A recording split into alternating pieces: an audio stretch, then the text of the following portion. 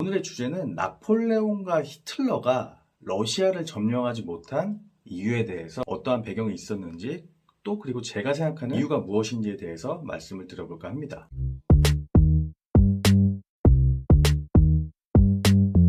나폴레옹의 러시아 원정의 원인은 일단 나폴레옹 같은 경우는 유럽을 제패할 목적이 있었고 유럽의 여러 나라들을 전쟁을 벌여서 거의 복속을 시켰습니다. 솔직히 영국을 제외한 거의 유럽 대륙의 대부분을 나폴레옹이 접수했습니다. 전쟁을 통해 가지고. 그런데 이 나폴레옹은 해군력이 굉장히 미비했어요. 왜냐하면 그 당시도 대영 제국은 말할 것도 없죠. 전 세계 최고의 해군을 소유하고 있는 게 대영 제국이었으니까요, 그죠? 그래서 영국의 본토를 침공할 수가 없었기 때문에 1806년에 영국을 경제적으로 굴복시키기 위해서 유럽 대륙과 영국 사이에 그 통상, 즉 무역을 이제 금지하는 대륙 봉쇄령을 나폴레옹이 선포하였습니다. 그런데 영국과의 교역 단절로 경제적인 그런 어려움에 처한 그 당시 이제 제정 러시아였죠. 러시아는 이 3년 뒤에 대륙 봉쇄령을 위반을 하였고 또 영국과 교역을 재개를 했어요, 몰래.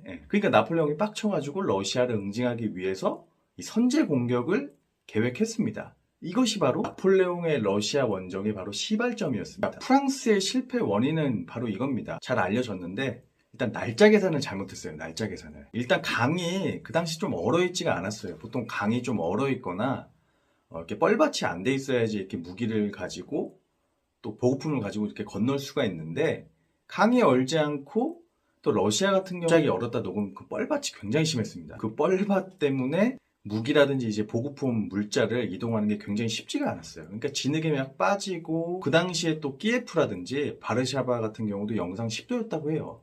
그러니까 보급의 실패 때문에 사실은 러시아 침공에 실패한 원인이 첫 번째입니다. 근데 일단 나폴레옹이 좀 변명을 한 게 쪽팔리니까 추위 때문에 우리가 졌다라고 하는데 사실 추위 때문도 물론 이유가 있어요. 근데 그게 다는 아니라는 거죠. 그거는 극히 일부분의 하나이고 그러니까 예상을 솔직히 잘 못한 거예요. 러시아 같은 경우 12월부터 1월이 굉장히 춥거든요. 자, 두 번째 같은 경우는 너무 많은 군대를 동원했어요. 보통 옛날에 수나라도 그렇고 춘추 전국시대도 그렇고 보통 100만 대군, 200만 대군, 삼국지에도 나오고 그 군대가 정말 강력해 보이지만 큰 허점이 있어요. 일단 보급이 문제예요. 60만이든 아무튼 10만이든 1만이 넘어가는 군대들이 삼시세끼만 먹는다고 쳐도 어마어마하죠. 60만 대군에게 일단 3주치의 보급만 지급을 했습니다. 나폴레옹 같은 경우. 나머지 같은 경우는 이제 현지에 점령을 해서 우리가 그 주민들의 환호를 받고 개선장군촌에 입성을 해서 그곳에서 이제 자원이라든지 약탈을 하든 뭐를 하든 아무튼 조달을 받으려고 그 계획을 세운 거죠. 그러니까 60만 대군에게 3주면 얼마 안 되거든요. 행군하고 하는데 하면은 3주치밖에 아무튼 안 준 거예요. 근데 이게 웬걸 쳐들어가니까 러시아 땅덩이가 너무 커. 그러니까 애들이 청야 전술 가지고 게릴라전을 하는 거예요. 한마디로 곡식이건 뭐건 다 태워버리고 지들은 계속 후퇴를 하니까 점령을 하면 뭐합니까? 먹을 것도 없고 아무것도 없는데. 그죠? 전투를 피한 러시아군은 힘을 비축을 했겠죠. 근데 반대로 프랑스군은 모스크바를 점령하면 뭐합니까? 다 불에 타고 먹을 것도 없고 그냥 굶어 죽고 막 그럴 때예요. 그러니까 퇴각을 할 때 러시아 제정 러시아군이 이제 급습을 합니다. 출발할 때는 연합군으로 해가지고 60만 대군이었고 그 당시에 오스트리아군도 있었고 굉장히 많아. 러시아 국경을 넘은 프랑스군은 수천 명밖에 안 된다고 해요. 그러니까 그만큼 거의 박살이 난 거예요. 그냥 개박살. 실패 원인 같은 경우는 에메디비크라고 있습니다. 에메디비크가 누구냐면은 당시에 제정 러시아와 오스만 투르크가 6년 전쟁을 하고 있었어요. 이제 나폴레옹의 조광지처가 이제 조세핀이라고 있었는데 이 사람은 이제 나폴레옹을 버린 거죠. 애를 못 낳는다 해서 버렸는데 그 조세핀과 같이 자란 사촌 언니가 오스만 제국의 술탄이 있어요. 마흐무트 2세가 엄마입니다. 그러니까 간택을 받아가지고 나중에 권력자가 되는데 얘가 사실 처형이잖아요. 그죠? 사촌 언니니까. 그러니까 나폴레옹 이 새끼 버렸다 해가지고 아이 나쁜 새끼 하면서 이제 복수심을 가른 거죠. 그러니까 나폴레옹한테 분노를 해서 러시아와 이제 오스만 제국이 평화협정을 맺습니다. 그러니까 전쟁을 하고 싸우던 나라가 나폴레옹 쳐들어오니까 바로 평화협정을 맺어버려요. 그러니까 러시아가 전쟁을 하니까 나폴레옹 침공하면은 우리가 이길 거다 생각을 했는데 갑자기 평화협정 맺으니까 나폴레옹과 전투에 집중을 할 수가 있게 된 거예요. 그러니까 러시아와 나폴레옹 딱 전선을 집중할 수 있게 만들어준 게 바로 오스만 제국이에요. 조광지처럼 버리면 안 된다는 옛날 속담이 그냥 맞아. 그렇지만 않았어도 오스만 제국이 뭐 군사력이라든지 보급품 같은 걸 조달해줬으면 전쟁이 좀 이기지도 않았을까 이런 생각도 드는데 참 아쉬운 대목이죠. 자, 그럼 제가 생각하는 원인은 무엇이냐? 유럽에서 가장 비옥한 평야 곡창지대가 있어요. 그게 어디냐? 우크라이나입니다. 우크라이나. 그 벨라루스와 체르노빌, 폴란드 그 사이에 있는 그 우크라이나인데 체르노젬이라고 검은 흙이 있어요. 그러니까 우리나라 같은 경우 뭐 퇴비를 쓰고 뭐하고 하지만 이 체르노젬 같은 이 검은 흙은 퇴비라든지 뭐 비료가 없이 굉장히 양질의 유기토양물이 굉장히 많아요. 그래서 식물이 자라는데 가장 최적화가 되어 있대요. 체르노젬의 넓이만 해도 2780만 헥타르, 세계 면적의 8.7%가 정말 농사짓기 좋은 땅인 거죠. 근데 여기를 사실 이제 제정 러시아에 좀 억압이 돼 있잖아요. 여기를 뭔가 친 프랑스화하고 전초기지로 삼아야 되는데 이거를 활용 못한 게 해전의 원인이 아닐까 하는 생각이 들어요. 여기만 잘했었어도 이쪽으로 해서 러시아를 봉쇄하고 견제를 하면서 뭐 게릴라 전술로 해서 러시아를 괴롭힐 수도 있었던 거고 꼭 점령을 하지 않더라도 뭐 대영 제국도 그렇잖아요. 그죠? 세포의 항쟁처럼 그러니까 인도 현지인들을 고용해가지고 그 인도 사람 통치하는 것처럼 그런 식으로 했었어야 되는데 요게 가장 프랑스 패착이 아니었나 싶습니다. 친프랑스 국가로 대영 제국과 미국의 어떤 지정학적인 전략처럼 부돈과 힘의 균형으로 디바이드 앤 컨커죠. 그죠? 서서히 봉쇄하는 전략으로 나갔어야 합니다. 사실. 이 지정학에 대해서는 이제 다음 영상에 제가 좀 자세히 다룰 건데요. 이 지정학적으로 해서 뭔가 봉쇄하고 서로 이제 이간질시키고 양쪽의 힘의 균형으로 했었어야 되는데 일단 쳐들어간 것 자체가 문제였어요, 사실은.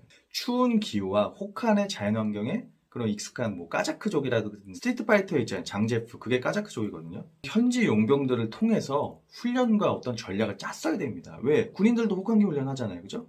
대테러 훈련도 미리 그 로드맵에 맞게 이렇게 훈련하잖아요. 그죠? 아무튼 인도를 점령한 그런 대영 제국이 세포이를 활용한 것처럼 했었어야 돼요. 그러니까 사실 러시아의 청야 전술에 대비했으면 우크라이나를 제대로 점령을 했었어야 돼요. 사실. 내가 학계론. 독일입니다. 일단 독일의 소련 침공 같은 경우는 나치 독일과 소련 사이에 벌어진 제2차 세계대전의 한 전선이었어요.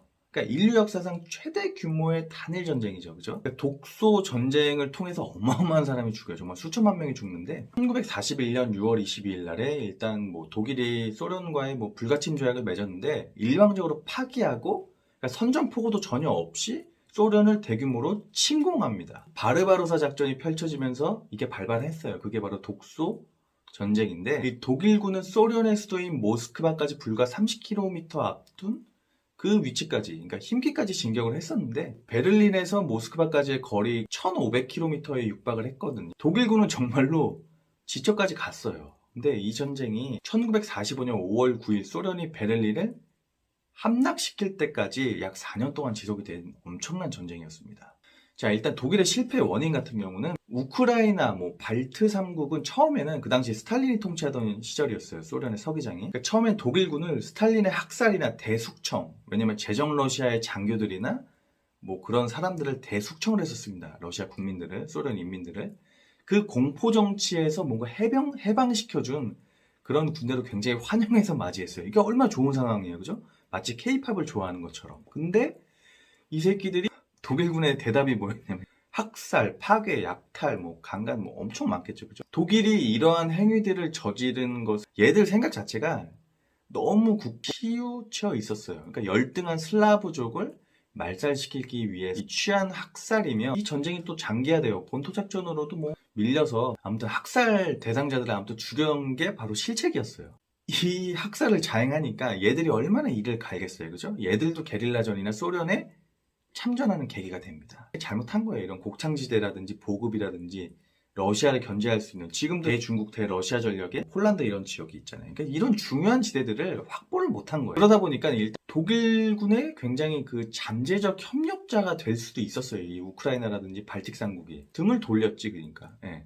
그러니까 후방에서 뭐 빨치산, 그러니까 레지스탕스라고 하죠. 빨치산 활동을 하든지 뭐 소련에 입대하든지 아무튼 소련의 앞잡이가 돼서 이거 자체가 사실 히틀러와 독일 수뇌부의 실수였던 거예요, 사실. 그리고 일단 극동에 남아있던 그 정예 병력이 대규모로 집결하기 전까지 솔직히 소련군이 연전연패했어요. 왜냐면 준비가 안 됐었거든. 스탈린도 사실 전쟁을 원했고 하려고 했었어요. 언젠가는 얘랑 전쟁할 것 같다. 그러니까 서로 사이코패스를 알아보죠. 아무튼 아직은 때가 아니었는데 그때까지 아무튼 소련이 막 지고 있다가 사실 독일이 소련을 너무 얕보긴 했어요. 독일의 후방 병력 견제는 뭐 일본이 해줄 거라고 히틀러는 또 믿고 있었는데 이것도 판단 미스였죠. 왜? 일본과 소련이 이 불가침 조약을 맺고 있었습니다. 그러니까 서로 상호간에 그러니까 영원한 적도 우방도 없는 거예요. 그러니까 서로 뒤통수의 역사입니다. 일전에 뭐 독소 불가침 조약을 맺을 때도 솔직히 일본한테 아무런 뭐 기별이 없었어요. 그러니까 얘들도 뒤끝이 있는 거죠. 일본 애들 알죠. 혼내 다테마. 그죠? 그게 아무튼 원인이었던 것 같아요. 그리고 동유럽의 친독일화를 실패한 거죠. 그러니까 숙청으로 인해서 사실 러시아 특히 소련군에는 그러니까 유능한 지휘관들이 없었다고. 그거를 활용했어야 되는데 이 멍청한 것들이 이 참 제대로 활용 못한 거죠. 아무튼 뭐든지 지금의 중국 애들 좀 이렇게 하나만 보면은 이렇게 망합니다. 그래서 망하는 거야. 그러니까 국제적 왕따가 되는 거죠. 1943년을 정점으로 해서 중공업에서 소련의 물량으로 밀립니다. 이때부터 이제 독일과 소련이 이제 전사가 역전이 되는 거죠. 나폴레옹 원정에서도 알 수 있듯이 사실 러시아 땅이 굉장히 커요. 전 세계에서 땅이 엄청 크잖아요. 이런 굉장히 혹한과의 막장 같은 이 기후, 이거는 정말 공격자에게는 굉장히 불리하고 방어자에게는 정말 유리한 거예요. 사실은 공격을 안 하는 게 가장 최고이긴 한데 만약 어쩔 수 없이 침공을 한다. 그때는 뭐 러시아의 라스푸티차라고 있어요. 이게 뭐냐면 갑자기 땅이 얼었다가 녹으면 뻘밭이 되는데 지금의 자동차나 이런 거 다 빠집니다.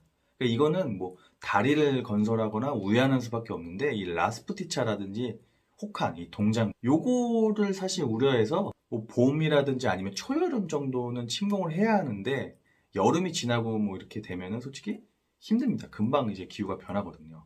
전쟁이 솔직히 하루 이틀 하는 것도 아니잖아요. 그리고 독일군이 유고슬라비아의 침공으로 발칸반도에서 이미 시간을 굉장히 많이 허비했어요. 그러니까 봄과 초여름이 다 지나서 한여름이 되어버리면 솔직히 독일군이 들어오지 못한다고 스탈린도 또 판단했던 것 같아요. 너무 신중하다 보면 또 스파이들이나 세작의 그런 말도 잘 안 들어오죠. 1941년에 봄에는 유난히 뭐 비가 많이 내리니까 뭐 뻘밭도 많고 뭐 라스푸티차가 많이 지속되니까 뭐 스탈린이나 소련군 같은 경우도 뭐 독일이 침공하면 라스푸티차가 끝나거나 그 즉시 공격하거나 유고슬라비아나 뭐 그리스 침공 등으로 좀 연기가 되거나 아니면 뭐 적어도 올해는 안 들어오겠지. 그러니까 만약에 때문에 이렇게 망하는 거거든요. 아무튼 그런 생각으로 뭐 독일군이 소련에 들어오지 못할 거라고 굉장히 안심을 했는데 이 독일 같은 경우 사실 스탈린이 준비가 안 됐다는 그런 허를 찌른 거죠. 스탈린도 사실 전쟁을 좋아합니다. 근데 준비가 안 돼서 준비를 하고 있었는데 그걸 독일이 먼저 주사위를 던져서 그냥 허를 찔러버린 거예요. 1941년 같은 경우도 솔직히 소련의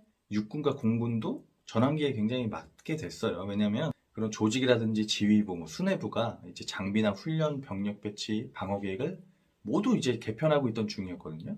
근데 이 시기에는 괜히 공격에 나섰다가는 진짜 개박살 나는 거죠. 왜냐면 독일 군대가 굉장히 훈련도 잘 돼 있고 활약도 좋았거든요. 군이 아무튼 완성되기 전까지 시간을 버려야만 하는 상황인데 스탈린에게는 굉장히 운이 나고 히틀러는 지 군대가 가장 최선 인력에 근접하고 있다고 생각을 했고 마침 적이 취약한 시점에 쳐들어왔어요. 스탈린이 준비가 안 됐을 때. 그러니까 사실 초반에는 독일의 그런 도박이 먹혀 들어갔지만 전쟁이 점점 갈수록 소련이 생각보다 만만하지가 않았던 거죠. 연합군의 참전도 있었고 아무튼 이 독일의 선제 공격 같은 경우는 굉장히 탁월하고 또 좋은 한 수였어요. 사실 언젠간 한 판은 붙었겠지만 동유럽 쪽을 친독일화 한다든지 유럽에 있는 이제 영국을 완벽히 제압한다든지 해서 미군의 개입을 차단한다든지 좀 이런 치밀함이 있었어야 되는데 오로지 히틀러의 판단이었고 독일 수뇌부 자체도 이거를 막질 않았던 거 그게 잘못이겠죠. 그죠? 스탈린 대숙청을 통해서 희대에 굉장히 삽질을 해요. 뭐 소련의 군사력도 가뜩이나 지금 많이 날려먹었는데 나중에 또 정신 차려가지고 중공업을 육성해가지고 아무튼 이 전쟁의 판도를 좀 뒤집죠. 제가 나폴레옹 전쟁도 사실 그랬어요. 나폴레옹 전쟁의 지휘관이 러시아 지휘관이 쿠투초프 장군이에요. 수보로프라고 러시아의 그 명장이 있는데 그 사람한테 이제 제자죠, 제자. 예, 스승이니까. 아무튼 이 쿠투초프 장군이 사실 말이 되게 많아요. 그러니까 능력은 없는데 운이 되게 좋다. 러시아 땅덩이가 크니까 그냥 후퇴만 하다가 나중에 쳤는데 이것도 또 찔끔찔끔 쳐요. 왜냐면 우유부단했거든. 어쨌든 결과적으로 러시아를 지켜냈는데 청야전술에 대비해서 동유럽 쪽에 거점 기지를 마련하고 친독일화, 친프랑스화를 했어야 되는데 독일이나 프랑스 다 속전속결로 전쟁이 끝나려다 보니까 제대로 된 뭐 방안 이런 대책도 없이 쳐들어왔던 거예요. 그러니까 애초에 소련이라는 나라, 제정 러시아를 침공한 게 잘못이었고 판단 미스 때문에 이렇게 전쟁을 망치게 되고, 그거를 계기로 해서 나폴레옹 같은 경우도 실각을 했고, 독일도 사실 무너지게 된 계기가 됐잖아요. 라이프 슈탄다르테라고 독일 SS 기갑, 히틀러의 이제 친위 부대도 갈 수가 없는 거예요. 그 혹한, 라스푸티차라든지 그 뻘바티라든지 혹한, 얼어 죽고 이런 사람이 수두룩해요. 그러니까 제대로 방안을 안 했던 거예요. 이 전쟁 자체가 굉장히 실패한 거예요. 제대로 준비해도 될까 말까 한 전쟁인데, 일단 규모도 너무 많았죠. 그죠? 그거 자체가 패전의 원인이었다고 생각을 합니다. 일단 다음번에는 지정학에 대해서 제가 컨텐츠를 한번 다뤄볼까 합니다. 뭐 영상에 유익하셨다면 구독과 좋아요, 알림 설정까지 부탁드리고요. 지금까지 내가 학개론이었습니다. 감사합니다, 여러분.